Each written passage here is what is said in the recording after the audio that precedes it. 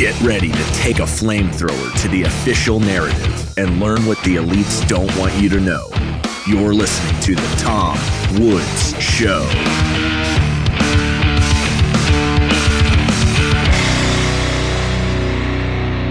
Hey everybody, Tom Woods here. It's episode 2598 of The Tom Woods Show. We have the great Professor Kevin Gutzman, who, if we lived in a just society, would indeed be a household name. But he's a household name to Tom Woods Show listeners. He is a professor of history at Western Connecticut State University, the author of numerous books of great importance, published by top publishers, by the way.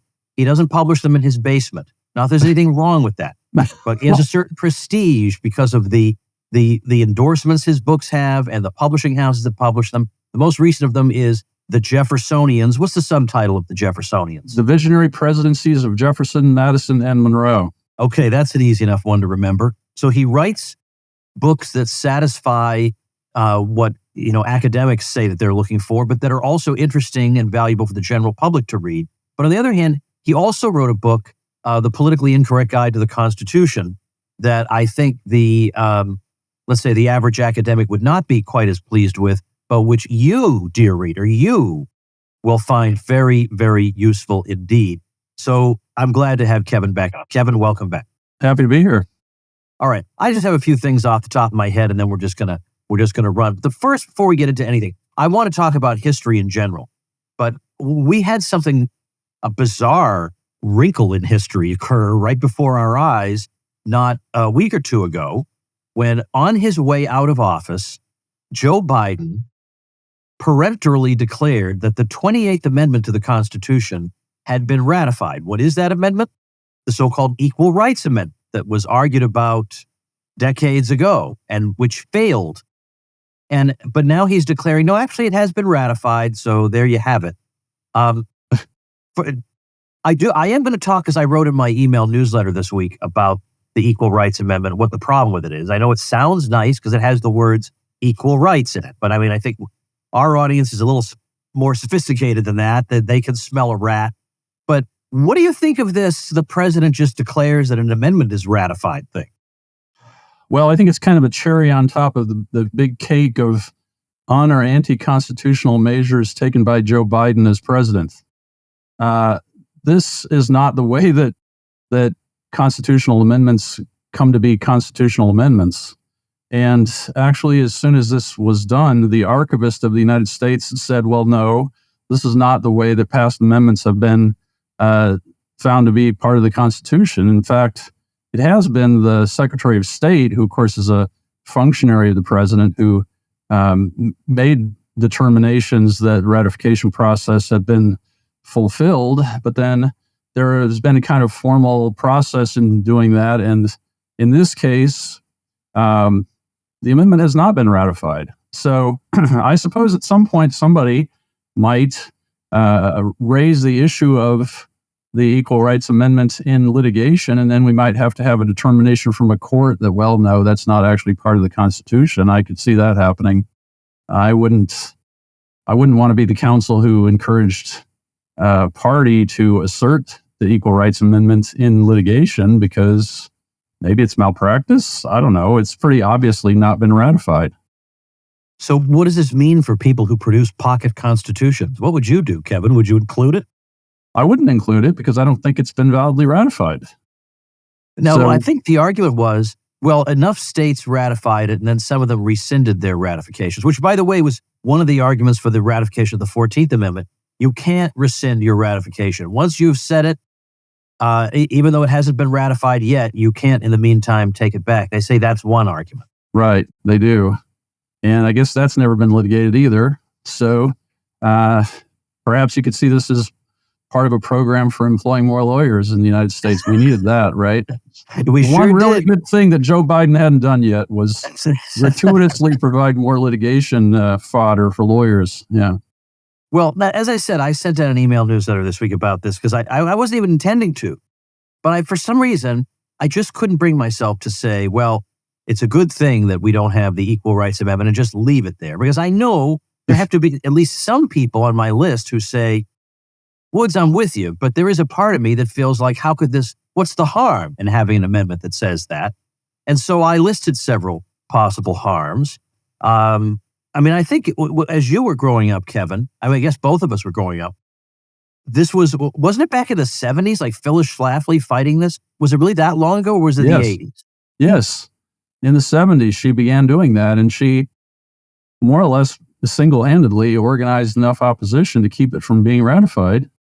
And it has been the case that federal courts have begun to impose a principle of non-discrimination on the basis of sex in various kinds of contexts, even without the Equal Rights Amendments having been ratified. So to some degree, Mrs. Schlafly's victory has been vitiated, even without this doddering old man making this determination, or who knows whether he made the determination or somebody told him to say that or what happened. But there he was making that claim. And of course, Biden himself had, when he was a senator, angled for the Democratic nomination for president, partly by trying to appeal to people who were in favor of the Equal Rights Amendment. So you may recall the Violence Against Women Act, for example, was nothing but him pandering to NOW, I think. People may not even remember what NOW was. Does NOW still exist? I don't know. But I don't even know. I mean, probably. You never hear about it. No, I haven't heard about it in eons, I think. But National Organization for Women, for any of you youngsters who never heard of it. Right, because the majority of voters need an organization. That's right. No, that's right. So anyway, it's just, I think, kind of cherry on top of the big cake of or unconstitutional actions taken by Biden as president, right before he pardoned Mark Milley, Yeah. Well, the pardons are a whole other question. This is all happening very, very close together. They're totally outrageous too. Yeah. Oh, yeah. Needless to say, especially, I realize it's silly to bother pointing out that these people are inconsistent and have no principles. I understand. We all know that. And in a way, they're not inconsistent because their principle is we're going to do whatever we need to do to win. That's their principle. And they are very consistent on that. Right. But I do hope somebody's writing a book about Joe Biden, starting with him running for the city council in Delaware and so on. Or actually, I guess you could go all the way back to him in law school. So that would be good. Our Robert Caro, who did the huge volumes on the whole life and career of Lyndon Johnson for Joe Biden. Right. Yeah. Well, sounds like a lot of work. Lyndon Johnson was an interesting, intelligent fellow, and Biden's just ridiculous, and he's always been ridiculous. So, but on the other hand, let's admit, Kevin, that society has degenerated to the point where if you and I had been sitting having this conversation, let's say in 1967, we would have said Lyndon Johnson's a dope. But by today's standards, he seems like kind of an interesting fellow, as you say. Was he a dope? I'm not sure anybody ever thought he was a dope. Really? Yeah, I don't think so. Richard Russell put him forward as potential majority leader in the Senate. And, he's got political genius. Yeah. But I mean, he wasn't like a guy known for his book learning, I don't think. Right, that's true. That's true. But I think he had native intelligence, unlike Biden, who's just and everybody's always thought of him as a fool. Fair enough. And it was Ted Kennedy.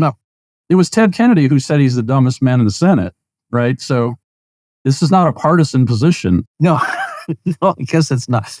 On the other hand, I'm not really looking for the president to explain propositions of Wittgenstein. I just want him to have some kind of basic understanding of what's going on in the world.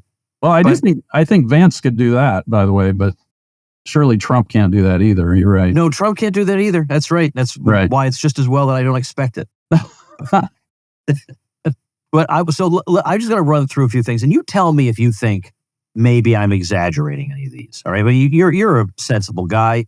You tell me if maybe this is too much of a stretch. So these would be my main concerns about a so-called equal rights amendment. So the first thing is we have argued endlessly for years about women earn X cents on the dollar to men. There's this wage gap between men and women. Well, that would become the source of just endless lawsuits because equal rights demand that women and men in the aggregate get paid the same. Now, there's already the Equal Pay Act of 1963. You already have that. But the thing with this wage gap, I hate to even spend time on it because it's so stupid. is that it's when you factor out the causes, when you look at the causes of it are not employers saying, I don't want to hire women. The causes of it are, number one, there are some professions that are hard for women to go into because they tend to leave the labor force to have children. And there are some professions that you become, in effect, your knowledge becomes obsolete because during the time you were gone, the field has advanced. So that's a problem. But there's also the fact that what they're doing is they're not saying that men and women are getting paid different amounts for the same work. They try to claim that. But the more sophisticated ones aren't saying that. What they're saying is men in the aggregate and women in the aggregate, women are paid less.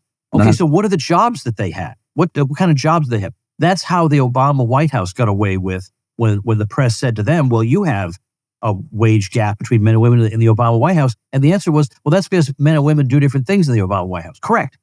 So they allow themselves that exception, but they don't allow anybody else. So, but the other thing is, so you factor that in, that we're measuring the aggregate earnings. Why would we do that? Women do different things from men, and they get paid what they should get paid for those particular things. But then the other thing is, they're measuring women who work full-time and men who work full-time to make it even. But full-time is a very slippery designation. It can mean anything 35 hours or above. Well, a lot of women work 35 to 39, but a lot of men work 45 and above. And can you believe they don't correct for that when they come up with these calculations? So the whole thing is BS, but don't worry about that. No one knows any of those facts. So this thing would mean endless lawsuits, but endless lawsuits because women aren't earning as much as men. Do you think that's possible? Well, I think I first encountered that argument you just made in Thomas Sowell's book, Civil Rights, Rhetoric, or Reality. You still? Yeah, and it seems irrefutable to me. Yeah, but I do think from courthouse to courthouse, you'd have different outcomes depending on the disposition of the judge or the local jury or whomever, and there'd be a lot of settling of cases rather than litigating them. And so it is another opportunity for lawyers to shake down various employers. I guess that's the main right. And it would be more, employers have to spend more time figuring out how to get around this latest thing. Right. And then, now in the 80s, they had this thing that didn't really go anywhere, but you could see it coming back if they really pushed for this. Some of them admitted, okay, it's true that women are more likely to be secretaries than men, and men are more likely to be PhD chemists or something. So then they came up with something called comparable worth, where we're going to assign points. Boy, this is an oldie. I remember this from the 80s, right? Yeah. Comparable worth idea. Yeah. Well, it's been a long time. I know you like 80s music. I'm just trying to bring back the whole 80s for you. Yeah, really more of a 60s guy, but you're right. I do like 80s music. Yeah. Okay, well, so the idea was we'll figure out the relative worth of these professions by bureaucrats assigning them different points. Right. And then if they have the same points, they should get the same salary. I mean, just great. But you could see, well, we have the Equal Rights Amendment. It demands this. Or you can't have an all-male club anymore because that violates the, quote, Equal Rights Amendment. Well, since I'm sitting here in Connecticut, of course, what comes to mind in that connection is we have a couple of men who held several women's high school track records in Connecticut. And that kind of thing, I guess, would become universal throughout the country, right? You'd have any man who wanted to could run as a woman, run in women's track events, because what the ERA actually says is there can't be discrimination based on sex. Yeah. So, of course, keeping men out of women's track meets is discrimination based on sex. So on its face, it bars that. And people who are proponents of this might say, well, but it's not intended to do that. Well, okay. So more litigation, right? Yeah. When does that stop? Yeah. Yeah. Folks, a lot of people in the world you and I inhabit urge us to buy gold and silver, but they leave it there. They let your gold and silver just sit there like lazy bums. Well, my gold and silver is a little more ambitious than that. While everybody else's gold and silver is just sitting around, mine is earning me interest, paid in more gold and silver, thanks to my account at Monetary Metals. Monetary Metals is revolutionizing how to invest in precious metals while gold prices continue to increase in value. Join thousands of investors all over the world who earn interest on gold and silver every month with Monetary Metals. Not only can you store your gold safely for free, but you can earn 2% to 4% on your gold paid in more ounces of physical metal in their gold lease offerings. Our old friend Jeff Deist, in fact, formerly at the Mises Institute, is now with Monetary Metals. Go to monetary-metals.com/woods to learn more. That's monetary-metals.com/woods. But then, of course, you can imagine that in this post-Roe versus Wade world where the states decide on abortion, that we go back to not ever debating abortion ever again because restrictions on abortion violate the Equal Rights Amendment. And then, then you could argue that, and again, we will, and it'll just be endless arguing about that. Right. Then the things like when there are certain services that when provided to a woman, you can imagine like a haircut, that they complain women's haircuts are more expensive than men's. Yeah, if you have an IQ of 78, you don't understand why that is. Right. Yeah. So that would be a violation of equal rights. Well, I have noticed that as I've aged and had less and less hair, I have not paid less and less for haircuts. So that seems kind of sex discrimination too. You have a grievance too. Women don't have this problem. So yeah, you definitely have a grievance on that. So I don't know. When I saw this 28th Amendment thing, I just thought, oh my gosh, poor Kevin Gutzman. And it's not like you're the guardian of the Constitution or something, but it's like every time there's an economic fallacy out there, I feel bad for Bob Murphy. Right. I knew you were going there. Yeah. Something stupid relating to the Constitution comes on. I think about you and Brian McClanahan. Well, it makes me think of this kind of thing. Makes me think of the shade of Phyllis Schlafly. She defeated the ERA decades ago, and they just won't quit bringing up the same principle. Or here they're even bringing up the defeated amendment. It's crazy. Yeah, So, it is. All right, I'm going to ask you some bigger, because this week I've been talking about, kind of more specific things about current events. But let's step back a bit. Get a bird's eye view. You have been a U.S. history professor for quite some time, since the 1990s, right? 99, yeah. 99, barely. Okay. So, oh my goodness. So over 25 years now. Wow. Okay. How about that? Yeah. How about that indeed? and you have every degree in the world. You've written all these books, but you've interacted with a lot of students. So you have a sense of, the knowledge level of people that age. Right. So I wonder if you can answer this question. What area of U.S. history do you think there is confusion about, or people have been misled about, that if they weren't confused or misled about it, it would actually be a boon to society? Well, I think in the last handful of years, people have begun coming to me from high school angry with bygone American politicians and political actors in relation to slavery. They think slavery is an American institution, and American politicians and past voters were responsible for it, and it's just been a blight upon the world. And of course, this more or less gets the story completely backwards, and they have no idea of it. People tell me they're shocked when they hear my account of it, which is essentially the North American English colonies were peripheral in the slave-holding world in the Western Hemisphere, before finally English speakers led the world in deciding to get rid of it. So there's that. That's obvious. Well, did you see that poll recently? I don't know which one you mean. I meant to share it on my email list, and I might not have. Showing the question was, do you believe white people invented slavery? And then they broke it down by age and race. Right. And you would be shocked. Like, it's like 69% of black women think white people invented slavery. Yeah, I would not be shocked by that. Yeah. No, I think that's what people are being told now. Or if they're not being told white people invented slavery, the account of it they get before they get to college certainly would lead a reasonable person to think that white people invented slavery. And the way the politicians talk about our racial problems in the United States, you'd think white people invented slavery. So, yeah. And actually white people led the world in getting rid of it. And in some you're right. They don't have to. Foreign countries forced foreign civilizations to get rid of various aspects of it, which otherwise, I suppose, would still be healthy right now. So, right. It's not that Portuguese sailors on little ships that held, a few score men, got to Western Africa with butterfly nets and started capturing Africans to go sell. They were buying them from Africans who had the idea of offering them, hey, how would you like to buy some people? That's how Portuguese people ended up owning slaves. So young people's understanding of these things is totally backward when I encounter them. Yeah. I mean, you would think in this day and age now, people can make these short little videos and stuff. You could spend your whole life just making videos to correct all these silly things. I mean, I've made a career writing articles and books refuting them. Why not videos?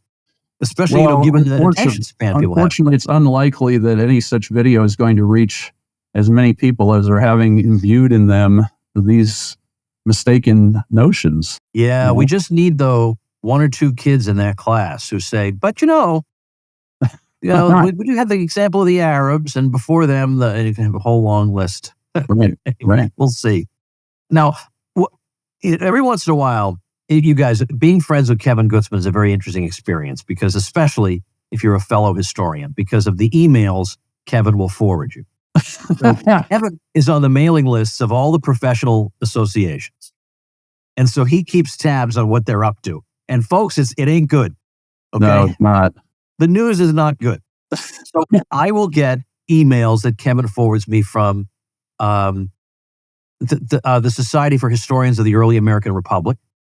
And I might get American Historical Association emails or Organization of American Historians emails. But they're professional associations, and they're always up to some dumb thing. So, can you? You and I know all about these dumb things, but can you share? Like, I don't expect you to have an encyclopedic memory, remembering them all. But what's the general gist of the kinds of things you're griping to me about when you forward me these things? Okay, well, every year, the Organization of American Historians, that is the professional association for people who are historians of the United States, has elections for people who are going to hold various offices in the association, in the organization. And they intentionally group candidates for particular offices so it's impossible not to vote the DEI way. You cannot avoid DEI voting unless you just abstain. So that they do intentionally, and they have various other kinds of decisions they make, such as who will be chosen for OAH speakerships and so on. A selected speaker by the OAH is somebody who is recommended by the OAH to speak to your local group. If you want to hear somebody talk about historical topic X, Y, or Z, they choose those people the same way. So in other words, the whole DEI thing is just shot through every kind of decision that's made by the OAH. And I haven't noticed that it's as bad in the American Historical Association, the AHA, but there's similar kind of impulse there too. So if you want to avoid voting the DEI way, you have to just forego voting in particular for particular offices, because they don't give you the option of voting on the basis of merit, essentially, or on the basis of the appeal of the kinds of topics a particular candidate might want to speak about. So there's that factor in life in these associations I find really obnoxious. Can I take a wild guess that you have not been to a conference held by the Organization of American Historians in quite some time? When was I last at one? I guess I last went to one when I spoke at the one they had in Seattle. I don't know, maybe it was 20 years ago. And the only reason I was speaking at that one was that I organized the panel. Oh, what was the If panel? you were organizing a panel, you would not invite Gutzman to be on your panel, because you need to have I would, but they wouldn't accept your proposal. No, they wouldn't. Because, of course not. Yeah, so I just decided that after that, you know what, I'm not going to do this anymore. So I don't do it. It's something I would like to do, but that's one way they kind of angle you out, or they kind of, cut you out. But wait, what was that panel about? Oh boy, that's a good question. It was something to do with, it may have been something to do with slavery and Thomas Jefferson. I don't remember. Exactly. Which is a great topic. Yeah, it was a great topic, actually. Yeah. It was a good thing. I think I actually put that panel together. I don't remember the last time I was on a conference panel that I had not personally put together. So in other words, people don't invite me, even though you might think, well, Gutzman's pretty prominent in this field. But no, I don't get invitations like that. I do get invited to review books for these journals, but I don't get invited to speak at their conferences. Okay. Even though a lot of the people who do get invited have, let's say, not exactly your credentials. I would say overwhelmingly people in in our profession don't have my credentials. It's very unusual to have my credentials. So, yeah.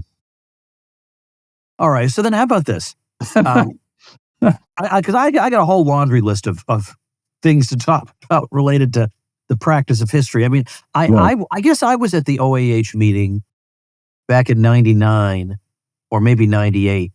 Think about it, because I was on the job market and there were a lot of interviews being done. Right. The people will bring some of their search committee to the conference because they figure a lot of young scholars will be there. But once I, got the job, I felt like I don't ever need to see these people again. That's basically the way I kind of kept it. Although, from time to time, there'll be these pop-up conferences. Like back in 96, I was still a student, but Princeton, of all places, I held a conference on American conservatism, and Bill Rusher was there. Oh, yeah.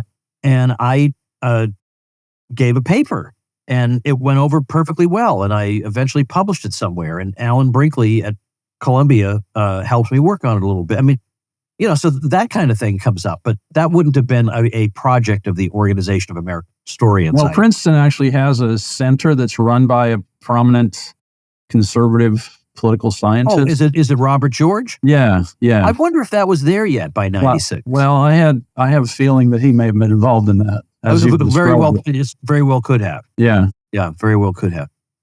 He's gotten in some trouble too. Right. He got some complaint that if he shows up at, whatever, the club, the place where the faculty and the students can eat, that he should warn them that he's coming because he makes them uncomfortable. Yes, his presence in the room. The idea that you should go to Princeton and encounter someone who disagrees with you about anything is highly, highly upsetting. Yeah. Yeah. By the way, Kevin, I would have a blast with that. I would have a blast with that. All over my social media would be warnings. Woods about to eat sandwich. Everybody protect yourselves. Block your ears. He's about to have a ham and cheese. All right. At what point, though, are you one of these people who, growing up, you just always loved history, so you were bound to go into that field? That was not my case at all. So what was it that made you say, doggone it, this should be my profession? Well, I had in mind that I wanted to do something involving politics.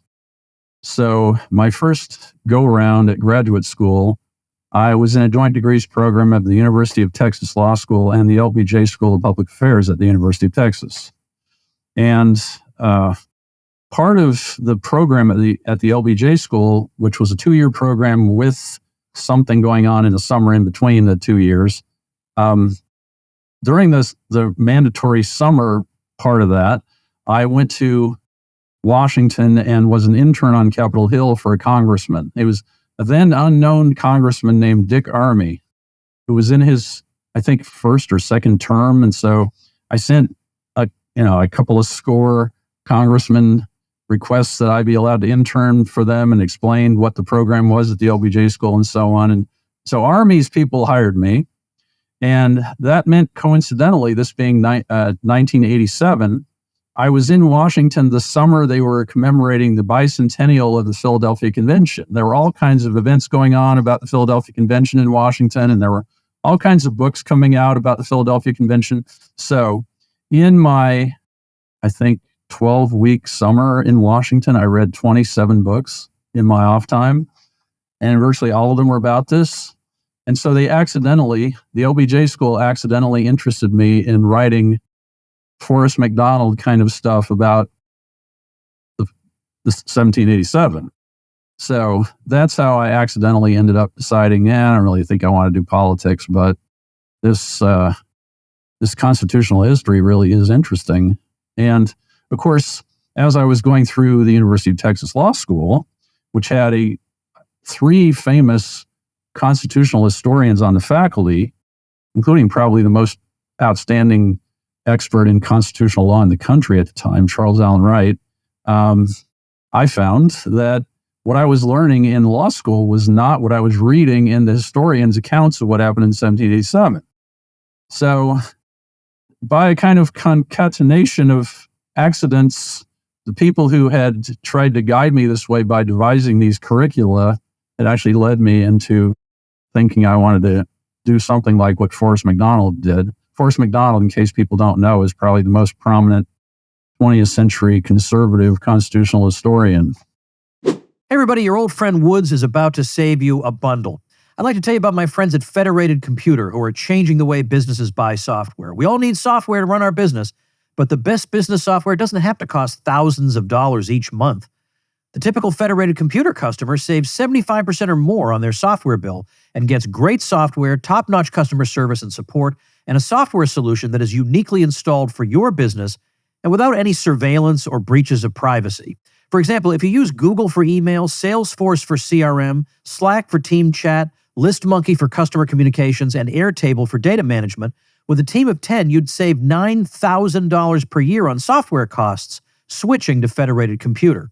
And what is wild, the cost of Federated Computer doesn't grow as your team grows. You can use your Federated Computer savings to grow your business rather than feed the woke Silicon Valley software companies. The Federated Computer team invented computing in the cloud.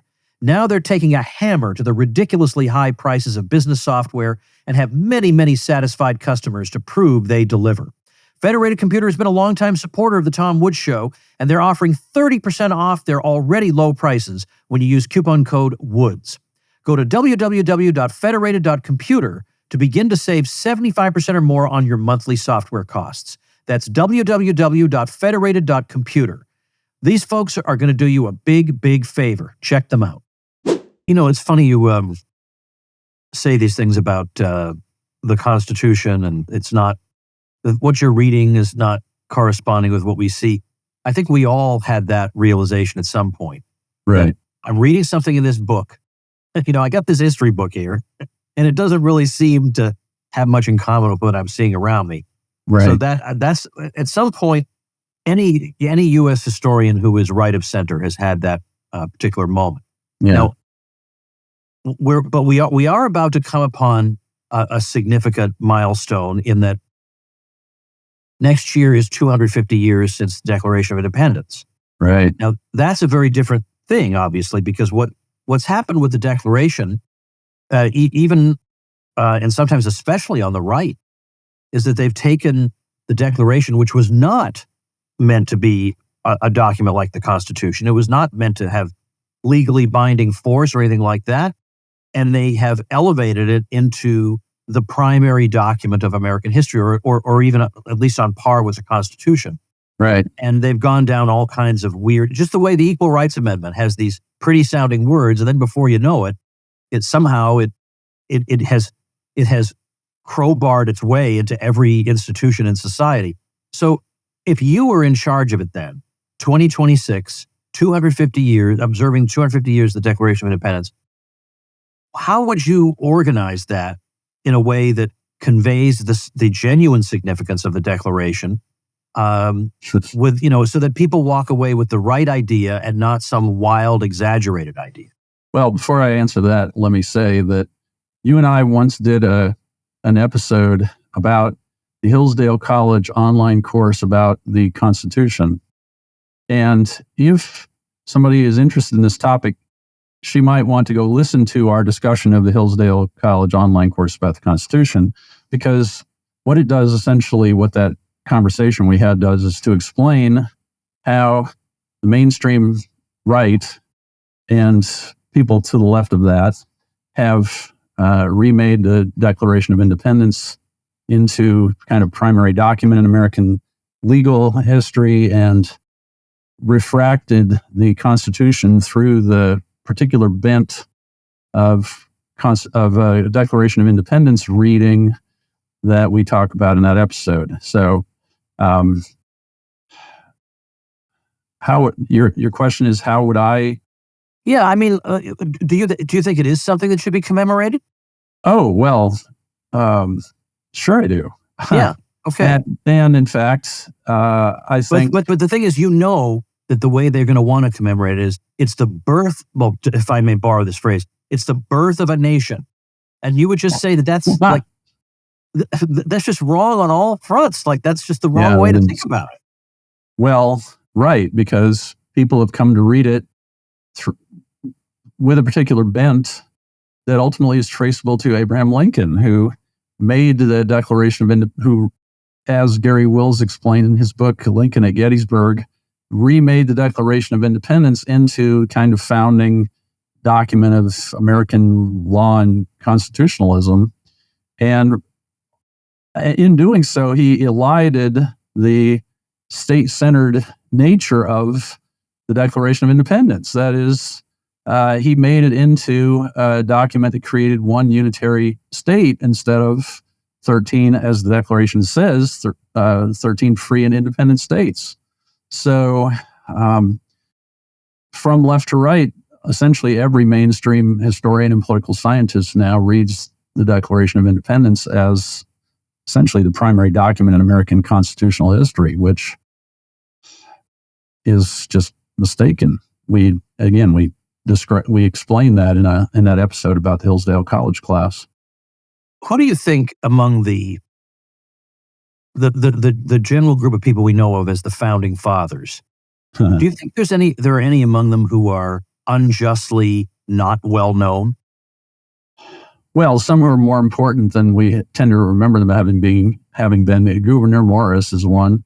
He was a nationalist from New York who ended up representing Pennsylvania in the Philadelphia Convention and in the U.S. Senate. He was the penman of the Constitution, had a big role in writing it, and he's more or less forgotten. George Mason, who's now known, if he's known at all, as the fellow for whom that school in Virginia is named, was another one of the main authors of the Constitution, whose memory is essentially nil now. He, according to his most recent biographer, was responsible for the idea or the very wording of a couple of dozen sections of the Constitution. You might think that was important, but what we get in constitutional history and constitutional law classes nowadays is more or less John Marshall's version of the Constitution, which is Alexander Hamilton's version of the Constitution, and completely unlike what people thought they were ratifying at the time. I've written more than one book about that subject. It's one that comes up over and over again in the Jeffersonians, because during the period when the Jeffersonians were running the federal executive and legislative branches, John Marshall, Jefferson's cousin, was Chief Justice, and he's writing Hamiltonianism into constitutional law. So today, if you take constitutional law if you encounter it in an APUSH, or if you take it as an undergraduate in law school, you start with John Marshall, whose opinions were totally unlike the ones that were taken by the Jeffersonians. And by the time Marshall died, by the time he left the court, in other words, his party was defunct, and yet he had written Hamiltonianism into constitutional law. So that's where we still are. It's very unlikely you're going to encounter what I've just said in commemorations of the 250th anniversary of the Declaration of Independence. Now let's go from there all the way up to the present. Yeah. Because you talk about all things, history and current events. So tell me what would be your hope for the next 4 years, and what would be your fear of how the next 4 years might in fact turn out? Oh boy. That's a good one. Well, Woods thinks these up, Well, congratulations. I do it for a living, I think that at heart, Trump is a moderate Democrat. I think his social policy predilections are all liberal. He's basically a New Yorker with money. So He ended up running for president as a Republican because it was an obvious opening for him.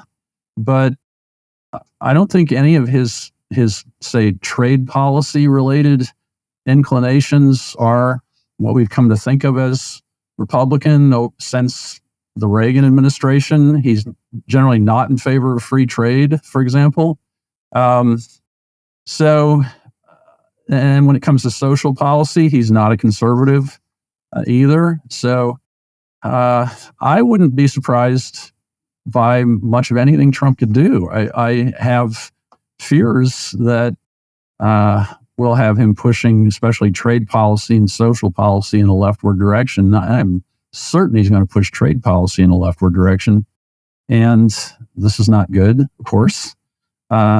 So we haven't really heard much. First time around, we heard a lot about the kind of people he intended to appoint to courts. And this time we haven't really heard anything about that, which has, to me, been kind of odd. There wasn't any defense of his past Supreme Court appointments, unless I missed it in his campaign this time. And I didn't hear that the Leonard Liggio at the Federalist Society was going to be involved in choosing nominees this time or anything. So, I think Leonard Liggio ceased, but is he? Okay. Yeah. Well, I haven't heard that the Society is still alive. I haven't heard that there was a successor to Liggio waiting to play this role for Trump again. So I don't know. But I wonder. What? But don't you wonder, though, if after watching Amy Coney Barrett, do you think that might make him think, I need to make sure people are harder core when I nominate them from now on? I haven't been that. I've heard people saying negative things about her. I haven't been that disappointed in her. So but he would say that about what was the ruling she made recently about if they could go after him before the inauguration in New York and sentence him. I think it was something having to do with that. Oh yeah. Well, that kind of issue is not apt to come up again. So true. True. Who really? Who cares about that? My feeling. By the way, can he preemptively pardon himself at the end? That's never come up, so we don't really know. There's no limitation on the pardon power in the Constitution, so I suppose he could. Nixon didn't pardon himself, and he was a very smart lawyer. So, that's an interesting point. Likely, that question has been pondered by people who know more about it than I do. But I wonder if he knew. Do you think he knew when he left office that Ford would pardon him? That seems unlikely to me, but who knows? Maybe. Yeah, who knows? Yeah. Ford, I think, was a fellow with a strong moral compass, but we know that he said that the reason he was pardoning Nixon was because he didn't think the country needed to go through having months and months of a trial of the president. It was already divisive enough. So he could as easily have thought that when telling Nixon, okay, I will pardon you. Who knows? I guess there's no way to know. All right, last thing. If somebody... What do you think about that Nixon and Ford question? I don't know. It's just that I have no information on it. I have no inside information. Like I haven't read anybody who was there at the time who spilled the beans about anything. But right. But these days, you kind of assume that everybody's in on something, and they've already got, they've already planned. Look, we'll give you, like just the way I saw the way Trump chose his cabinet. It seems obvious that there was deals going on, and so it seems to me that it's quite possible that they could have said, you're going to be impeached if you stay in, so you better get out. But you won't. At least you won't have to worry about going to prison because we won't make you do that. But you do have to leave. You can imagine that being said. Yeah. Well, when I was in law school, my Con Law 1 professor was Charles Allen Wright, who was, during the Watergate thing, Nixon's lawyer in some capacity. And I could see him counseling Ford and Nixon about this. That's an interesting question I never really thought about. Well, I would probably never ultimately know the answer to that. But as we wrap up here, as you said, we did an episode on that Hillsdale College course. Right. And Hillsdale College has many good things to say about it. I mean, for one thing, it has Brad Berzer as a professor and has had him for over 25 years. Right. Because as I've told people on the show before, Brad got the job as a professor at Hillsdale College that I was trying to get when I was at that OAH meeting back in 99. I interviewed for it too. What do you say? I interviewed for it too. Oh, so Brad, how about that? Brad Berzer, good for him. I wonder if he'll hear this episode. Anyway, so I have many good things to say about it, and I feel like if I sent my kids there, I wouldn't have to worry about it. Yeah. And I know there's Straussianism there, and they have the wrong opinions on a bunch of things, but yeah, I think a lot at the interview, I told them I didn't agree with Straussianism. Oh, yeah, that was the problem. Yeah. That was the problem. But you're honest, and you Right. don't want to live your whole career keeping your mouth shut. But Well, you'd have to at least till you got tenure. Who'd want to do that? So yeah. Yeah. but on the subject of Hillsdale, my point is, if my kids went there, I could correct the errors of Hillsdale, right, but they would be probably around other pretty decent kids and pretty right. good influences. It would be a good thing overall. It would, yeah. But their course on the Constitution is not as good as Kevin's book, The Politically Incorrect Guide to the Constitution. And Thanks. That's fair. That's true. So quick modesty. So as we wrap up, That was a really fun interview we did about that course. It was. So what I'll do is on the show notes page, I'll link to that episode so people can listen to it. So you go to tomwoods.com/2598. You'll see a link to that episode. Because offhand, of course, I don't know what number it is. Yeah, I finished doing the prep for that, and I thought I should have made him pay me for this. This was a huge task. It wasn't huge. I know, but you know what? The next time I see you, I'll buy you dinner. That's okay. It was fun. But tell us in like 2 minutes or less, what is it that's on a fundamental level? Forget the specifics. What's fundamentally wrong with a Hillsdale College like Conservatism Inc. course on the Constitution? It's probably better than a progressives course on the Constitution. So what's wrong with it? Well, from the beginning, it's essentially John Marshall's opinion about the Constitution refracted through Abraham Lincoln's talking about the Constitution. And that means you get that the Union was created by the Declaration of Independence. And from the beginning, the governmental authority in the United States was national. It wasn't federal. So more or less, you have the same vision of the Constitution that you have a vision of the Constitution that a New Dealer couldn't really take much exception to. And that's certainly not the way I understand the situation. The Declaration of Independence says in its concluding sentence, so that these colonies are in a right ought to be free and independent states, which is plural. It's not a national statement. And at the time that the Declaration of Independence was promulgated, people understood the word states to refer to sovereign entities. That is, ultimate authority was in South Carolina and Rhode Island and Vermont and Delaware, not in some national entity. And so the default would not be that the central government could do what it wanted to do.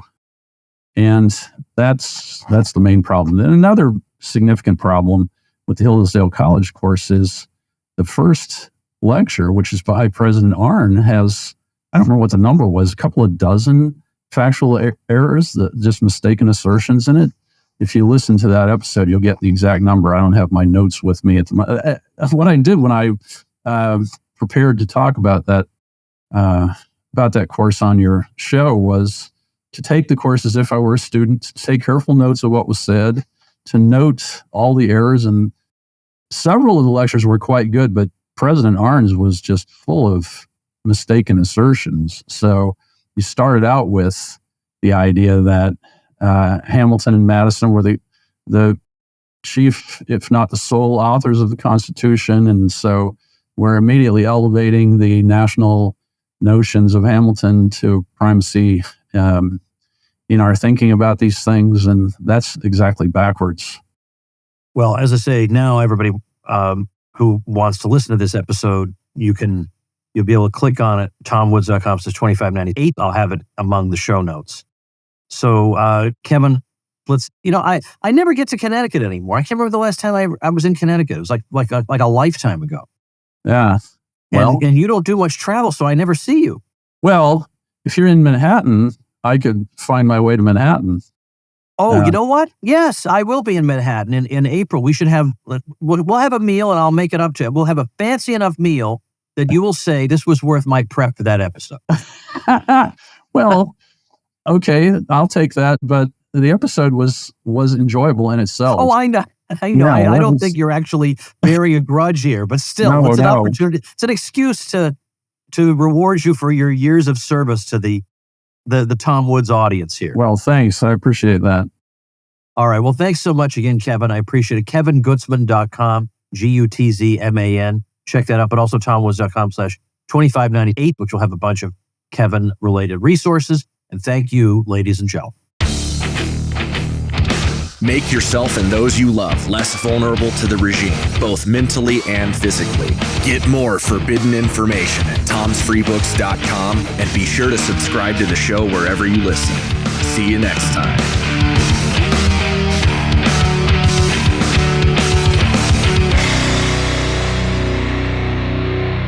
Like the sound of The Tom Woods Show? My audio production is provided by Podsworth Media. Check them out at podsworth.com.